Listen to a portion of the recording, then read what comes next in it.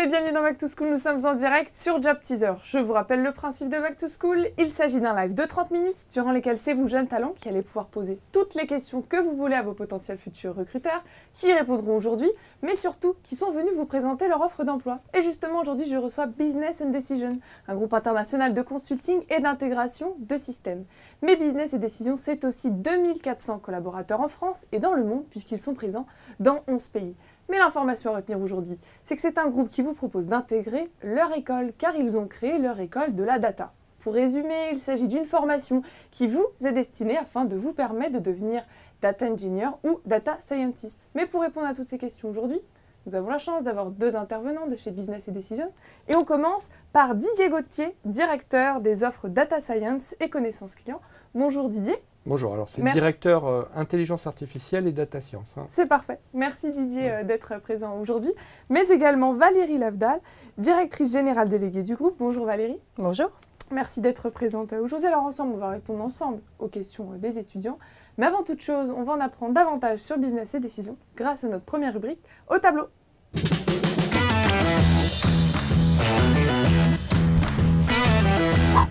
Alors dans cette rubrique, c'est Didier qui va avoir pour mission en 2 minutes de nous expliquer à l'aide d'un schéma en quoi consiste cette école de la data, mais également tous les métiers qui sont liés à la data science. Alors Didier, si tu es prêt, je t'invite à me rejoindre au tableau. Avec plaisir. Je te donne la craie. Merci c'est à toi de jouer. Louisa. Donc j'ai un gros challenge, c'est de vous expliquer ça en 2 minutes. Donc on va commencer par faire un panorama des compétences qui existent en data science. Alors en fait, on entend beaucoup parler dans la presse des data scientists et en fait les compétences en data science peuvent se décomposer en 2 grands types de compétences. Les compétences qu'on appelle les compétences d'un data scientist et les compétences qu'on peut appeler les compétences d'un data engineer. Alors pourquoi c'est important de différencier les deux ? Alors la première chose qu'on va voir, c'est qu'il y a des compétences en commun parce qu'effectivement, comme vous le savez, la data science, c'est formé par 4 disciplines, la data préparation, les statistiques, le machine learning et l'intelligence artificielle. Et bien sûr, en commun des compétences data engineering, data scientist, on va trouver le SQL et le langage Python avec ses librairies. Maintenant, il y a 2 spécialisations quand on veut faire de la data science. On peut devenir soit data engineer, soit data scientist. Bien évidemment, on peut passer à un moment donné dans sa carrière de l'un à l'autre. Mais quand on est jeune et qu'on veut débuter dans la data science, il vaut mieux démarrer par une carrière de data engineer. Pourquoi ? Parce que quand on sort de l'école, le data engineering, comme vous le voyez ici, c'est plus de l'architecture, du big data, de l'infrastructure et même de la programmation. Et c'est quelque chose qui est accessible quand on sort d'une école, même d'une école de data science. Quand on veut être data scientist, si on regarde les compétences du data scientist, on va devoir comprendre le métier du client, ce qu'on n'a pas forcément quand on sort de l'école. On va faire de la maîtrise d'ouvrage, de la méthodologie, de l'algorithmique et de la modélisation. Alors bien sûr, l'approche idéale, c'est d'être data engineer pendant 1 ou 2 ans et ensuite de passer data scientist. Aujourd'hui, le data engineer est beaucoup plus dans tout ce qui est infrastructure et dans le début du cycle de la création de valeur de la data. Si on parlait du voyage de la data, ce serait vraiment au démarrage qu'on a besoin le plus de data engineers. Et aujourd'hui, chez BD, on manque cruellement de data engineers. On a besoin, chez nos clients ont besoin de recruter des data engineers. Voilà. L'école de la data vise cette année à former une 40aine de data engineers en 2 promotions. Je pense qu'on va y revenir. Et donc l'objectif, c'est effectivement de vous former et de rendre les personnes qui vont suivre cette école, les apprenants qui vont suivre cette école, de les rendre totalement opérationnels dans le domaine du data engineering. Parfait.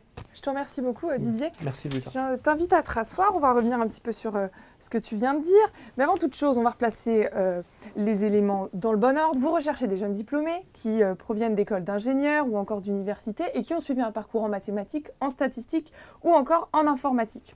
Il y a 2 types de profils, soit les étudiants qui sont en Master 1 et qui vont pouvoir intégrer un stage de fin d'études à la fin du mois de mars, soit les autres étudiants qui sont en cours de Master 2 et qui vont pouvoir vous rejoindre potentiellement au début du mois de septembre. Alors vous avez créé l'école de la data, on va y revenir un peu plus tard de façon plus précise. Mais ma question, si vous pouvez y répondre en 2 mots, c'est pourquoi cette école au sein de Business and Decision? Alors cette école a pour vocation à répondre à un besoin. C'est qu'aujourd'hui, comme vient de l'expliquer brillamment Didier, nos clients nous demandent de plus en plus des data ingénieurs, des data scientists pour faire des missions à valeur ajoutée chez eux et surtout pour appliquer toutes ces sciences, parce qu'on est dans le domaine scientifique, à la création de valeur. Et aujourd'hui, nous avons la chance d'être dans un secteur à croissance à 2 chiffres et chez Business et Décision d'avoir aussi une croissance à 2 chiffres. Donc on a besoin de ressources vives et donc on a décidé de se lancer dans ce domaine et il n'y a pas d'équivalent. On a constaté que dans les écoles d'ingénieurs aujourd'hui, et pour en intégrer beaucoup, il n'y avait pas des formations qui étaient aussi précises que les nôtres et qui sont basées à la fois sur la théorie et la pratique. Très bien, donc c'est une formation qui est certifiée, entre guillemets, Business and Decision. Donc Tout vous à les fait. formez vraiment à intégrer votre société. Ça veut dire que lorsqu'ils sont, entre guillemets, diplômés de cette école de la data, ils entrent en CDI au sein de votre société? Tout à fait. Tout à fait. Voilà. Ça, c'est une excellente nouvelle. En 2 mots, alors, ce que tu as dit, Didier, c'est que c'est vrai que c'est plus facile en sortant d'études de rejoindre justement le parcours Data Engineer. Est-ce que tu peux nous donner la différence brièvement entre Data Engineer et Data Scientist? Oui, le data engineer, c'est un spécialiste de la donnée et de toutes les infrastructures qu'on va trouver autour de la donnée. Donc c'est quelque chose qu'on peut apprendre en école, à condition bien sûr d'en suivre les cours sur les bonnes technologies, c'est-à-dire celles qui sont demandées par les clients. Data scientist, c'est un petit peu plus compliqué parce qu'au-delà de cette compétence technique, de cette compétence mathématique et algorithmique, il faut avoir une connaissance du métier du client. On ne peut pas être data scientist sans avoir une bonne compréhension business du métier du client. Donc, c'est logique qu'en sortant de l'école, on n'a pas cette compétence métier qu'on va acquérir justement dans les premières années de data engineering, si je puis dire, chez Business et Décision. C'est la raison pour laquelle on a préféré commencer par la formation data engineer, et ça ne nous empêchera pas, bien entendu, dans les années à venir, de poursuivre et de permettre à nos data engineers, s'ils le souhaitent, parce que certains vont vouloir rester data engineer et aller vers l'aboutissement d'un data engineer, c'est-à-dire un data architecte, qui est l'aboutissement de cette profession, ou bien passer sur la filière de data scientist. Donc on peut dire qu'au sein de Business et Decision, on devient data scientist en fait, au fur et à mesure des années. Pourquoi ces métiers sont attractifs aujourd'hui? Alors, ils sont attractifs parce qu'ils permettent de créer de la valeur pour les clients. Donc, nous, on a plein de cas d'usage chez nos clients où on les aide à mieux vendre, on les aide à mieux comprendre leurs propres clients. Et on peut aussi également leur faire des préconisations qui ne sont pas accessibles juste par l'utilisation du cerveau humain. Et donc, grâce à toutes ces techniques d'algorithmique, de préparation des données, parce qu'on peut avoir tout un tas de données aujourd'hui, comme vous, comme moi, on est entouré de téraoctets de données, on ne peut pas les traiter à l'échelle d'un être humain. Donc, nous, on a tout un tas de possibilités qui nous permettent d'en sortir la substantifique moelle, si je puis m'exprimer ainsi, en tout cas de créer de la valeur autour de ça. Et donc les possibilités sont énormes et quand on regarde aujourd'hui ce qu'on peut faire via l'intelligence artificielle, le deep learning, le machine learning et autres, sky is the limit. C'est ça. Bah écoutez, ça tombe très bien, puisque les étudiants vous ont préparé quelques questions. Super. Back to School, c'est ça, c'est l'essence, essayer de comprendre ce que veulent les étudiants. Et on va tout de suite passer aux questions du vocal.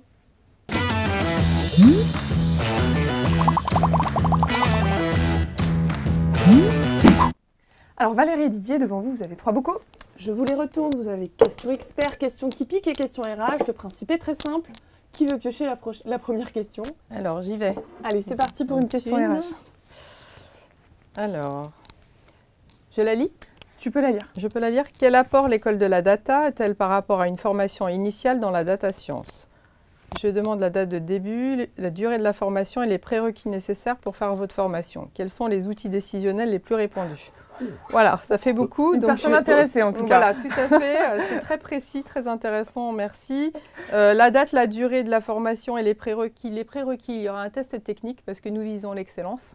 On reviendra tout à fait on en détail reviendra là-dessus à la fin. On retient qu'il y a un test à passer. Il y a un test à passer. La date de début, c'est fin mars pour la première promo et il y en aura une autre en septembre et en 2020, on continuera. Et la durée de la formation, c'est environ 3 mois à peu près. Voilà, c'est pas. Les outils décisionnels les plus répandus. Alors aujourd'hui, en data science, bien évidemment, il y a un langage de base qui revient tout le temps, c'est Python. Et aujourd'hui, je dirais 80% des projets data science chez BD ont un socle Python. Par contre, ce n'est pas suffisant. C'est-à-dire qu'au-delà de Python, on va utiliser des plateformes data science. Alors, évidemment, il y en a plein.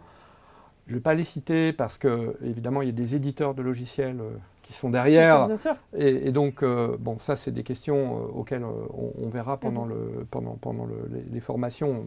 On y reviendra.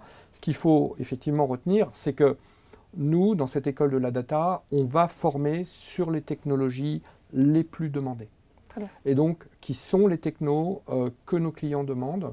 Et donc, je vais quand même citer quelques technos open source. On ne peut pas s'empêcher. Est-ce que peut-être tu peux juste préciser, parce qu'il y a peut-être des étudiants qui regardent aujourd'hui, qui ne veulent pas forcément intégrer, mais qui sont intéressés en tout cas par ce domaine-là. Est-ce que tu peux préciser ce que signifie Python, pour ceux qui ne savent pas? Alors, Python est un langage qui est multi-usage. C'est-à-dire qu'aujourd'hui, il y a un certain nombre de langages de programmation qui sont très utilisés, comme par exemple JavaScript, Java, SQL, Python ou encore éventuellement le langage C. Aujourd'hui, dans la data science, le langage qui est en train d'émerger et qui est en train de battre des records, c'est Python. Voilà. Donc ça, c'est pour Python. Après, il y a en dessous Python, il y a des infrastructures qui, eux, utilisent des composants open source qui ont aussi leur propre langage. Donc, notamment, par exemple, on peut citer Spark, qui revient énormément, qui est open source, donc là je ne cite pas de nom d'éditeur, qui est quand même un socle big data très utilisé aujourd'hui. Très bien. Voilà. Et donc ils seront formés à travers ces langages lorsqu'ils seront en formation. Alors, Valérie, il y avait d'autres questions. Il y en avait une dernière, c'était l'apport de l'école de la data par rapport à une formation initiale à la data science. Alors déjà, j'imagine que la conception pédagogique a été faite par Didier. Moi, je peux apporter une partie de la réponse, tu compléteras. C'est déjà le côté expérience, c'est-à-dire qu'on va aller regarder des missions qu'on a réalisées et on va livrer aux élèves, aux étudiants des vrais cas d'usage, ce qui fait que quand ils seront sortis de cette formation, ils auront déjà expérimenté et fait des développements réels. Voilà. Donc ça, c'est déjà un apport énorme par rapport à la formation initiale, où peut-être ils ont l'occasion de travailler sur certains cas théoriques, mais pas sur des vrais cas clients. Puis avoir accès à cette formation, c'est aussi avoir la voie royale pour évoluer au sein de Business and Decision. Exactement, sur des parcours juniors, confirmés, seniors, et passer d'une branche à une autre, comme l'a expliqué Didier. On peut être data ingénieur et puis devenir data scientist, ou on peut encore imaginer d'autres choses que je ne vais pas développer là, mais il y a beaucoup de perspectives. Vous avez dit, on est 2500, donc il y a de quoi faire. Il y a de quoi faire. Eh bien Didier, c'est à toi de prendre la prochaine question. Alors, on va piocher une question. Une question expert. Voilà. Alors, quelle est la meilleure façon de se reconvertir en data scientist en ayant déjà un diplôme master d'école de commerce? Bon, la réponse va être très simple. La meilleure façon, si on n'a pas du tout fait de data science, puisque aujourd'hui dans les écoles de commerce, et d'ailleurs on a des candidats qui ont été recrutés chez nous récemment, il y a des masters de data analytique dans les écoles de commerce. Par exemple, chez Neoma, il y en a actuellement qui suivent des masters où ils ne sont pas vraiment data scientists, mais ils ont toutes les bases de Python, tout en étant en école de commerce. Hein. Donc, ça dépend du master en question. Néanmoins, pour faire une réponse générale, l'idéal, c'est de faire un master de data engineering, de big data ou de data science. Voilà. En tout cas, il faut déjà justifier d'une expérience afin d'intégrer cette formation. Voilà, l'école de la data n'a pas pour vocation de remplacer une formation universitaire en data science, en data engineering ou en big data. Elle vient le compléter. C'est ça. Parfait, merci pour ta réponse Didier. Eh bien Valérie, c'est à toi. Alors, une petite question qui pique peut-être. Allez, on ose. Quelles sont les compétences requises pour réussir dans les métiers de la data? Alors, il faut être curieux déjà, je pense, avoir envie d'apprendre. Et puis avoir, on a dit tout à l'heure qu'il y avait un petit test technique, il faut avoir certaines bases qui permettent de jongler avec les algorithmes, les langages de développement qui ont été cités, Python, les statistiques, et après une appétence pour, nous on est assez ouverts sur les profils qui ne seraient pas tous académiques, mais après il faut pouvoir évoluer de façon fluide dans ces sujets-là. Donc voilà. Avoir déjà un goût pour les technologies, le digital. Exactement. Un prérequis important. Voilà. Et aimer les datas. Aimer les datas. 80% du temps d'un data scientist est passé à transformer la data. Donc si on n'aime pas la data, c'est un peu C'est dommage. compliqué pour le recruteur et pour le candidat. C'est ça. Donc, on se le dit. Bon, aujourd'hui, on passe nos journées Oui, c'est avec vrai. les datas, donc On a l'habitude. logiquement, on est préparé. Ça devrait le faire. Bien Didier, le choix est à toi. Bon, eh ben, on va prendre une autre question qui pique. Allez, une question qui pique. Voilà. Donc, quelles sont vos attentes? Je suis intéressé par votre offre. C'est intéressant. Quelles sont nos attentes? Nos attentes, c'est que des personnes motivées, Oui. curieuses, qui ont le goût d'entreprendre nous rejoignent. Donc, si vous vous reconnaissez là-dedans, n'hésitez pas surtout à Oui. nous rejoindre. Parfait. Je dirais que aussi, ce qu'il faut, c'est s'inscrire. C'est vrai, Pour il faut pouvoir- commencer par la faut base. commencer Donc, par là. voilà. Il faut le faire avec humilité, parce que le monde de la data science est un monde qui est très complexe en termes de technologie. Il y a énormément de technologies. C'est un monde qui nécessite beaucoup d'aptitudes, mais aussi beaucoup de mise à jour des compétences régulières, C'est ça. parce que ça évolue très vite. Donc, il n'est pas question de rester sur ses acquis. Il faut tout le temps être en formation. D'ailleurs, les data engineers, encore même plus les data engineers que les data scientists chez nous, sont les populations qui sont les plus en formation continue chez Ça. nous. Et d'ailleurs, même notre brillant directeur de la data science, qui est Didier Gauthier, se forme en permanence. Et très souvent, il vient me voir en me disant « Valérie, il faut me dégager du temps pour que je puisse continuer à me former. » C'est une vraie préoccupation. Donc être au goût du jour et Au goût du jour en permanence, au regarder courant ce des qui se nouveautés, fait, de ce qui se fait. aller chercher la nouvelle technologie pour avoir un coup d'avance, parce que ça, c'est très fort dans l'ADN de Business et Décision. Ouais. On aime l'innovation, on aime être leader d'opinion, on veut être ceux qui découvrent la nouvelle technologie qui va faire que demain, on pourra créer de la valeur pour nos clients. Donc on peut dire être motivé, humble et curieux. C'est ça. ça. On va retenir Voilà. ça. Et si, alors déjà chez vous, si déjà vous réunissez ces 3 critères, vous demandez comment postuler, comment intégrer cette école de la data, bougez pas, on va voir ça tout de suite avec l'entretien. J'ai une question à vous poser. Alors on l'a vu, il y a l'école de la data au sein de votre groupe. Comment on fait pour l'intégrer concrètement? On postule, on répond à une offre, comment ça se C'est ça. passe? Concrètement, vous nous envoyez un mail, je ne sais pas, on va vous donner l'adresse, à businessandecision.com, et voilà, où vous allez sur notre site, et puis il y a une rubrique, il me semble, hein, sur l'école de la data, on postule en ligne, et puis les recruteurs vont vous contacter, regarder votre CV, vous faire passer un entretien. Hein, Alors il y a plusieurs étapes. Alors, oui, tu as parlé de tests tout à l'heure. Alors ça c'est après, je pense qu'il y a d'abord qualification du CV pour voir si effectivement on est dans les profils, dans les critères qui vont pouvoir faire que ce sera un succès. Donc une mise en relation avec un RH. Exactement. Et puis après, une fois l'entretien fait avec de motivation aussi avec le RH, il y aura un petit test technique pour voir si les prérequis sont près de ce qu'on cherche, parce que sinon, comme on l'a dit, hein, ce sera assez compliqué. C'est compliqué. Et en quoi consiste ce test? Il y a plusieurs étudiants qui sont appelés à la même date. Comment peuvent-ils se préparer à C'est un ce test d'une petite soixantaine de questions qui est en temps limité. Qui fait appel à la fois avec des questions d'aptitude, de questions de logique, de mathématiques, voire de programmation Python. Hein. Il y a dedans des questions Python et SQL qui sont intégrées, parce qu'on considère que c'est quand même une base absolument incontournable. Et puis, il y a des questions techniques sur différents sujets divers et variés. Alors, on n'attend pas 100% de réussite sur ce test. Chaque étudiant, chaque apprenant, chaque candidat aura des points forts, des points plus de difficultés. Le conseil que je donne, c'est quand on passe le test, ne pas rester bloqué sur une question, mais répondre à ce qu'on sait déjà, tout répondre. Et dans le temps qui reste, puisque c'est un temps limité, de répondre aux questions qui sont plus difficiles. Est-ce qu'il y a un minimum attendu? C'est-à-dire, est-ce qu'il faut avoir la moyenne pour être appelé, ou un peu plus que la moyenne? Je pense que la moyenne est un minimum. La moyenne est requise. Donc si le candidat, par exemple, a, je ne sais pas, 10, 14, il est sélectionné, on le rappelle?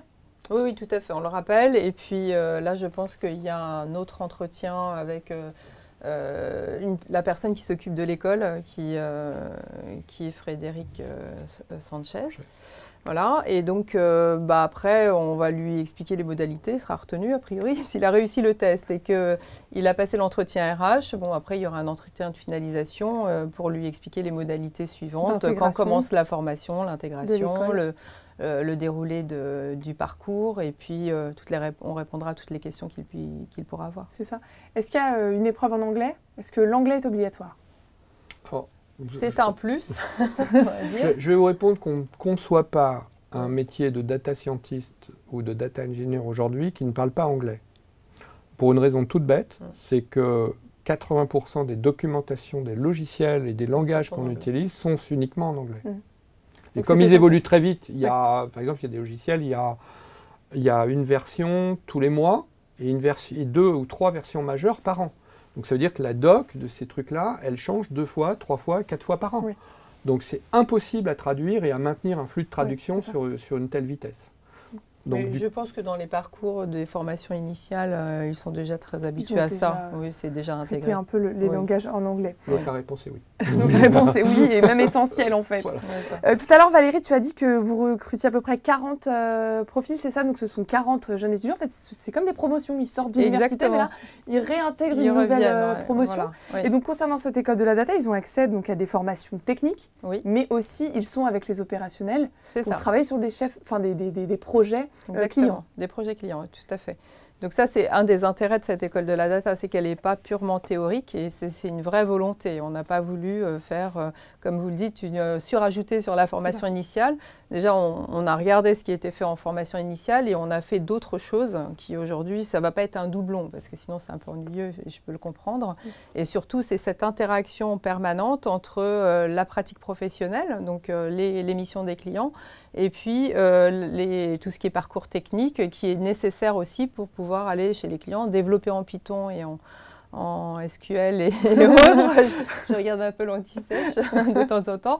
Ça nécessite quand même de s'entraîner et c'est pas avec les petites formations qu'on peut avoir en formation initiale parce qu'ils n'ont pas le temps de tout voir qu'ils auront le niveau pour aller chez un client. Mais dès qu'ils ont terminé, normalement, ils peuvent aller chez un client. Ils devraient être capables de pouvoir y aller très rapidement. Tout à fait.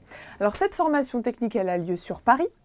Mais ensuite, ils vont pouvoir aller sur plusieurs localisations en France. Vous en avez 13, c'est ça? Oui, c'est Donc ça. Comment ça se passe le choix de la localisation? Un étudiant, un jeune talent qui fait sa formation technique à Paris et qui vient de Lyon, par exemple, est-ce qu'il peut dire « moi, je veux continuer Alors déjà, on fait un recrutement national, c'est-à-dire qu'on ne s'adresse pas qu'aux Parisiens. Donc du coup, si aujourd'hui, il y a des Lyonnais qui nous regardent, ou des Toulousains, ou des Marseillais, tout le monde peut postuler. On fait ça à Paris, et comme ça, ils seront tous ensemble. Ça crée aussi un réseau et une communauté d'experts au sein de Business & Décision, c'est très important. Et puis derrière, on va regarder les besoins des différentes business units qu'on a. Donc on en a une très grosse en Rhône-Alpes, on en a une très grosse en Nord-Ouest et puis une en Île-de-France.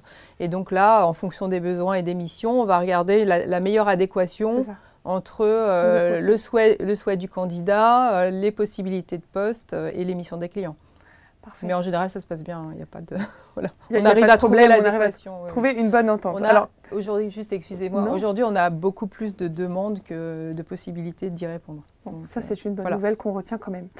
La question que j'aimerais vous poser concerne l'intégration de ces jeunes talents. Donc, ils sont rappelés, ils sont intégrés au sein de l'école de la data.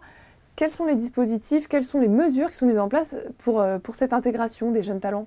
Alors là, on a déjà tout un parcours d'intégration pour toutes les personnes qui rejoignent Business & Décision. Donc déjà, il y a le parcours classique, le livret d'accueil, une matinée ou une journée d'accueil dans lequel tout un tas d'intervenants, alors moi je viens faire un petit mot et puis on leur explique nos métiers, ils rencontrent des opérationnels, ils rencontrent des ressources humaines, les fonctions support. Donc il y a un vrai accompagnement pendant le parcours. Et puis après, derrière, on va les accompagner. Il y a un tutorat ou un mentoring qui va être mis en place pour pas qu'ils soient lâchés dans la nature. Voilà. Et justement, comment ça se passe tu manages des équipes aussi, Didier. Comment ça se passe le management? Par exemple, un jeune talent, il a un tuteur, c'est ça? Il a un référent? Il a un référent, oui, tout à fait. Auprès duquel il peut se retourner à n'importe quel moment, demander des conseils, demander des points? Alors, oui, tout à fait. Il y a toujours un manager hiérarchique et un manager référent. Et puis, il y a aussi des communautés d'experts qui sont en place Business & Décision, qui sont nationales et même internationales, qui vont leur permettre d'échanger, donc les data ingénieurs entre eux, les data scientists entre eux. Puis après, aussi des communautés où on va croiser les compétences et aussi avec l'extérieur du monde de business et décision, puisque comme on l'a vu, hein, c'est important d'être connecté en permanence avec tout ce qui se fait. Donc on parle avec tout un tas de communautés, donc l'intérêt c'est qu'ils ne sont jamais seuls. Et puis après, il y a une espèce de réseau d'entraide aussi avec des outils collaboratifs qui leur permettent à tout moment de poster une demande et de dire « Tiens, moi je suis bloqué sur tel truc ou j'ai besoin de telle chose ». Et puis le réseau se met en marche et puis il répond. Puis voilà, c'est très, très interactif. On est dans une entreprise très agile. Et je voudrais rajouter, si je peux me permettre Valérie, qu'il y a la formation ne s'arrête pas lorsque la formation de l'école de la data est terminée. On a chez Business et Décision une structure qui s'appelle BD University, qui a pour but justement de maintenir les compétences des collaborateurs et aussi de former les clients d'ailleurs. Hein. Et donc c'est très fréquent que chez BD on déclenche des formations data science sur tel ou tel sujet où les gens peuvent s'inscrire. Oui. J'ajouterais aussi qu'on fait tous les mois un meet-up interne et parfois aussi des meet-up avec des partenaires. Hein. Par exemple, là, le 21 février, on fait un meet-up avec un partenaire Data Science qui est éditeur de logiciels. Et on fait ça dans les locaux d'Orange, donc à Montrouge. On attend 80 personnes. Et c'est ouvert à tout le monde. Donc voilà, c'est aussi une façon de prendre connaissance avec nous. Donc venez le 21 février, vous pouvez vous inscrire sur la plateforme meetup.com. Ils pourront vous rencontrer, est-ce que vous serez présent le 21 février? Absolument. Tout à fait. Ouais, très bien, le rendez-vous est pris. Et justement, maintenant, ça va être à votre tour de les convaincre de vous rejoindre. Et on va voir ça. Donc, pourquoi vous?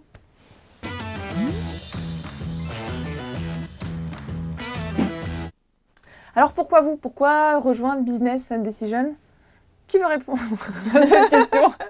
J'imagine qu'il y a moult arguments. Oui, voilà, il y a beaucoup d'arguments parce qu'on est une entreprise dynamique, innovante, qu'on est tourné vers l'avenir, qu'on a un coup d'avance en permanence, qu'on a un portefeuille de clients très intéressant, qu'on a la chance d'être sur un secteur avec une croissance à 2 chiffres et d'être une entreprise avec une très forte croissance.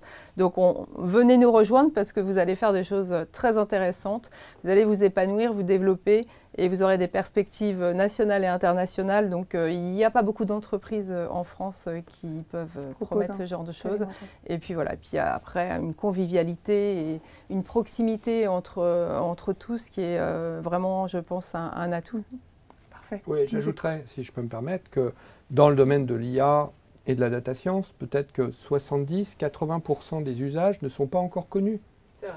Donc on va créer demain de nouveaux usages, de nouvelles pratiques. On va découvrir de nouvelles créations de valeur.